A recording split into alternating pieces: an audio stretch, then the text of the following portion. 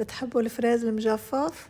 اجاني كادو سلة فراز كتير حلوة، عملت فيها مربى الفراز وكمان عملت فراز مجفف. أول شي بعمله إني بنقعهم بخل ومي وملح. كل لتر مي بده 20 مليلتر خل وملعقة ملح، بنقعهم على 5 دقايق وبرجع بشطفهم من الخل. بجيب راس السكين ببرمها على الورقة تبع الفراز وبرجع بشيلها، بقصها من ميلة وببرمها وبقصها من تاني ميلة. هولي ما بكبهم، بخليهم تعمل فيهم مربى. شوفوا قد ايه لازم تكون سمكتها حتى تطلع الفراز المجففة شوي صغيرة سميكة، من أول ميلة ومن تاني ميلة، وبقصها بالنص.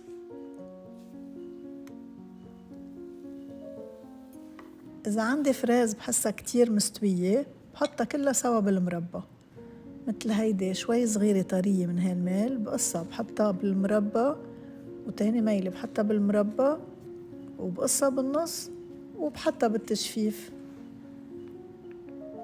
شفتوا السماكة قد ايه؟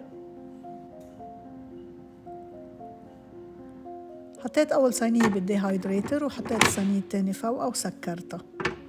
دور الديهايدريتر على حرارة 70 درجة وبتركه على مدة 3 ساعات. بعد 3 ساعات بلاقي إنه اللي تحت نشفوا ويلي فوق بعد ما نشفوا منيح ببدلهم، بحط اللي فوق ميلة تحت وبنقل الصينية اللي تحت بحطها فوقهم، بسكرهم وبرجع بتركهم 3 ساعات تانيين. بعد 3 ساعات بلاقيهم نشفوا كلهم سوا.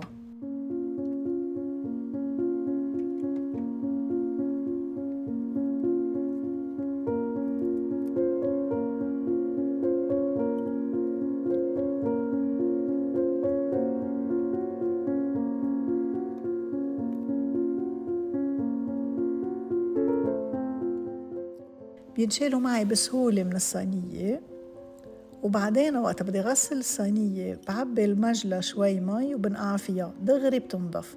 إذا بقي عندي شقف شوية رايا بتركن بالصينية، شوفوا مثل هول ترايا بتركن بالصينية حتى يرجعوا يتنشفوا مزبوط. بسكر عليهم بتركن ساعة تانية. وهول هن الفراز المجفف، ما في أحلى منهم، فواكه طبيعية ومجففة بدون سكر وبدون شي. شوفوا شو حلوة، فيكن تستعملوها مع الحليب الكورن فليكس لأولادكن، شي طبيعي 100% وما في سكر أبدا. وبنفس الوقت فيكن إذا بدكن تغيروا طعم التمكن، مثلا إذا أكلين توم مثل أنا هلا أكلي تراتور وطعم التمة توم، بجيبها وبحطها هيك، طعمتها شوي حامضة مثل الساور كاندي. بذر الفراز بيقرش تحت الدراس كتير حلو، ونكهتها هيك بتطلع على المناخير بتطلع على الراس، شي كتير كتير حلو. حبيتها وبنصحكم تعملوها دايما دايما دايما، ويضل عندكم على طول فراز مجفف او حتى مانجا مجفف او حتى كيوي مجفف بنفس الطريقة. بس بتقشروا الفواكه بتقطعوها تقريبا نص سنتي وبتحطوها بالديهايدريتر وبتخلوها تنشف. هي